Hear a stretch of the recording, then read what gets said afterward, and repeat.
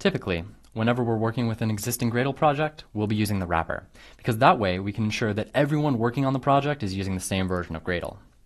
For our purposes, however, it'd be a bit of a pain to generate Gradle wrapper scripts for every single one of these folders, so we'll have you use a local installation instead.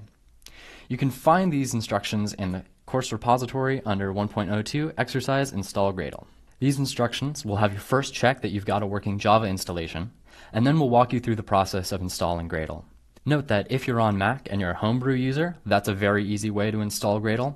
Also on Mac, there is the GVM, the Groovy Environment Manager, and that will also automatically install Gradle for you. Those are some good options to check out. So let's walk through the process of installing Gradle manually. First, let's check that we have a working Java installation. Looks like we're good to go here. If you don't have a working Java installation, there are instructions for how to install that in the course repository. Now we need to download Gradle. Head on over to gradle.org/downloads to do so. We want the complete distribution.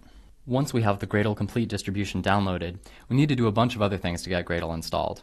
We need to move it to an appropriate place on our machine. Our suggestion is user local Gradle. And then we also need to add a few environment variables. You can do all this by yourself. However, if you just paste in this giant block of script into your console, that'll do it all automatically. All right, here goes nothing. There we go. Gradle has been extracted to user local Gradle, and now we're ready to rock. By the way, if that last command complained, you might need to run it with sudo. All right, let's see if Gradle installed correctly. Hey, there we go. That's looking good. Gradle 2.3, ready for action.